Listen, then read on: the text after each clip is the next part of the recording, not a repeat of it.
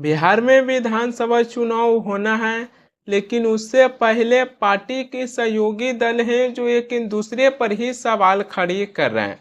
दरअसल बीजेपी और जदयू अभी तक तय नहीं कर पाए हैं कि दोनों ही बिहार में कितनी सीटों पर चुनाव लड़ेंगे और इसके अलावा बीजेपी और जदयू की सहयोगी दल को कितना सीट दिया जाएगा, अभी तक तय नहीं कर पाए हैं। वहीं पूर्व विपक्ष की तरफ से आरजेडी भी बिहार में सीट बंटवारा की फॉर्मूला तय नहीं कर पाए हैं। अब इसी को लेकर कई ऐसे लोग ये भी सोच रहे होंगे कि बिहार में विधानसभा चुनाव होने में समय है, लेकिन इतनी जल्दी क्यों है सीट बंटवारों को लेकर। दरअसल ये सवाल बन जाते हैं तब जब बिहार के पूर्व मुख्यमंत्री जीतन राम मांझी हैं जो बीजेपी पार्टी पर सवाल खड़ी किए हैं। बिहार के पूर्व मुख्यमंत्री और केंद्रीय मंत्री जीतन राम मांझी हैं जो यहाँ पर वो कह रहे हैं कि बीजेपी जदयू ने हमें धोखा दिया है, हमें तो 30 से 40 सीट चाहिए थी। गृह मंत्री अमित शाह जी हैं जो कहे थे कि 2 लोकसभा और 1 राज्यसभा देंगे, लेकिन हमें एक ही लोकसभा सीट मिली। एनडीए हम लोगों पर दबाव बना रही है। बिहार के पूर्व मुख्यमंत्री और केंद्रीय मंत्री जीतन राम मांझी हैं जो बीजेपी पार्टी पर सवाल खड़े किए हैं और कह रहे हैं कि बीजेपी पार्टी है जो हम लोगों पर दबाव बना रहे हैं। बिहार की पूर्व मुख्यमंत्री जीतन राम मांझी जो बीजेपी पार्टी की सहयोगी दल हैं, लेकिन सीट बंटवारों को लेकर फॉर्मूला तय नहीं हो पाया है।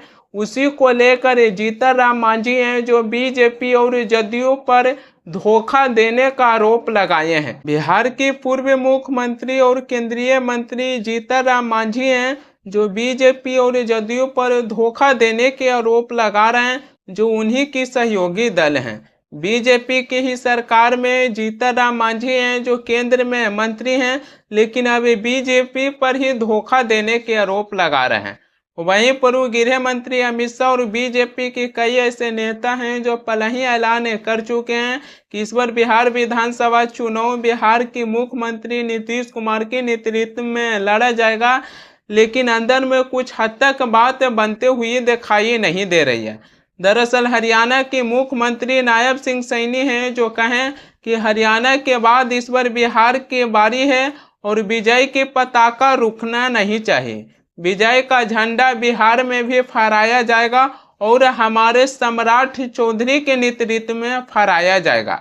गृह मंत्री अमित शाह हैं जो कहें कि बिहार विधानसभा चुनाव नीतीश कुमार के नेतृत्व में लड़ा जाएगा, लेकिन हरियाणा के मुख्यमंत्री नायब सिंह सैनी हैं जो कह रहे हैं कि विजय की पताका हमारे सम्राट चौधरी के नेतृत्व में बिहार में फहराया जाएगा। सुनिए हरियाणा के मुख्यमंत्री नायब सिंह सैनी हैं जो क्या कह रहे हैं। और एक बात आप लोगों को जरूर कहूंगा, भाइयों, सम्राट चौधरी जी बैठे हैं, हरियाणा के बाद इब्जा बिहार की बारी है।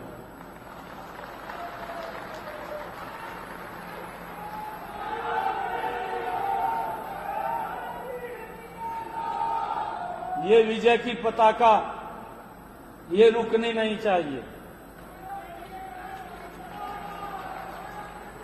ये विजय का झंडा ये बिहार के अंदर भी फहराया जाएगा और हमारे सम्राट चौधरी के नेतृत्व में फहराया जाएगा।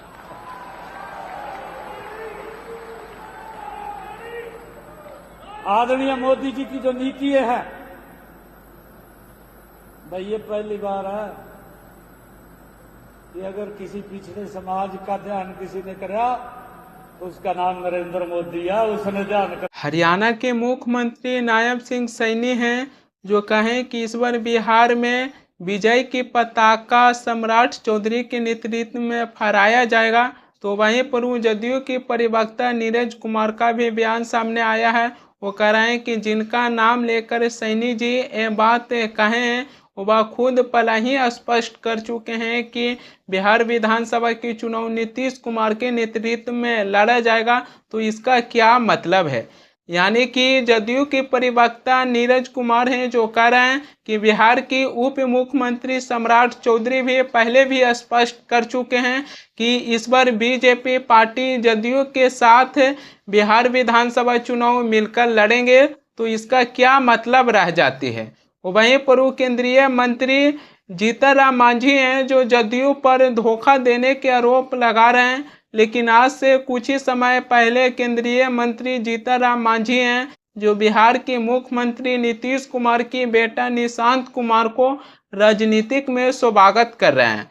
जीतन राम मांझी हैं जो अपनी सोशल मीडिया एक्स पर जो ट्वीट लिखे हैं उनकी ट्वीट को पढ़िए। जीतन राम मांझी हैं जो अपनी सोशल मीडिया एक्स पर लिखे हैं कि डॉक्टर का बेटा डॉक्टर बने तो अच्छा, आईएएस का बेटा आईएएस बने तो काबिल, इंजीनियर का बेटा इंजीनियर बने तो होनहार, पर नेता का बेटा नेता बने तो कई सवाल ये ठीक नहीं है। राजनीति में बिहार के माननीय मुख्यमंत्री नीतीश कुमार जी के पुत्र निशांत का स्वागत है। केंद्रीय मंत्री जीतन राम मांझी हैं जो बिहार के मुख्यमंत्री नीतीश कुमार की बेटा निशांत कुमार जब राजनीतिक में आने को लेकर उनकी चर्चा हुआ मीडिया में, तो केंद्रीय मंत्री जीतन राम मांझी हैं जो नीतीश कुमार की बेटा निशांत कुमार को खुलकर स्वागत किए थे। लेकिन आज जब सीट बंटवारे के बात आया तो केंद्रीय मंत्री जीतन राम मांझी हैं जो बीजेपी और जदयू पर धोखा देने के आरोप लगा रहे हैं। बिहार में विधानसभा चुनाव होना है, लेकिन केंद्रीय मंत्री जीतन राम मांझी हैं जो 30 से 40 सीटों की मांग कर रहे हैं। अब जहां सीट शेयरिंग की बात आती है तो चिराग पासवान की चाचा पशुपति कुमार पारस से बेहतर और कौन जान सकता है कि बीजेपी पार्टी किस प्रकार सीट शेयरिंग करते हैं। आज भी हमें लोकसभा चुनाव याद आता है कि जब लोकसभा चुनाव से पहले बीजेपी पार्टी बिहार की 40 लोकसभा सीटों की बंटवारा किए थे, उसमें चिराग पासवान की चाचा पशुपति कुमार पारस को एक भी लोकसभा सीट नहीं दिया गया था। चिराग पासवान की चाचा पशुपति कुमार पारस हैं जो हाजीपुर लोकसभा सीटों को लेकर दावा ठोक दिए थे और कहे थे कि हम हाजीपुर लोकसभा सीट से चुनाव लड़ना चाहते थे, लेकिन बीजेपी पार्टी है जो पशुपति कुमार पारस को हाजीपुर लोकसभा सीट नहीं दिए थे, जिसके बाद पशुपति कुमार पारस हैं जो केंद्रीय मंत्री पद से इस्तीफा दे दिए और एक प्रेस कॉन्फ्रेंस कर ये कहें कि हमारी पार्टी के साथ नाइंसाफी हुआ है, इसी के चलते हमने केंद्रीय मंत्री पद से इस्तीफा दे दिए। वहीं पर बीजेपी पार्टी हैं जो चिराग पासवान को बिहार में 5 लोकसभा सीट दिए और उसमें एक हाजीपुर लोकसभा सीट शामिल है। चिराग पासवान हैं जो 5 लोकसभा सीटों पर जीत दर्ज किए, अब तो वो खैर केंद्र में मंत्री भी बन गए हैं। लेकिन जब बिहार की 40 लोकसभा सीटों की बंटवारा किए बीजेपी पार्टी, तो चिराग पासवान के चाचा पशुपति कुमार पारस को एक भी लोकसभा सीट नहीं दिए। बीच में ये भी खबर निकल के आया कि बीजेपी पार्टी है जो चिराग पासवान के चाचा पशुपति कुमार पारस को मना लिए और उनकी चाचा अपनी भतीजा चिराग पासवान को चुनाव जिताने में सहयोग करेंगे। बीच में ये भी खबर निकल कर आ रही थी। लेकिन जहां सीट बंटवारे की बात आती है और केंद्रीय मंत्री जीतन राम मांझी हैं जो 30 से 40 सीटों की मांग कर रहे हैं कि इस बार बिहार विधानसभा के चुनाव में हमें 30 से 40 सीटें चाहिए, तो सीट शेयरिंग किस प्रकार होता है वो चिराग पासवान की चाचा पशुपति कुमार पारस से बेहतर और कौन जान सकती है कि बीजेपी पार्टी है जो किस प्रकार सीट शेयरिंग करते हैं।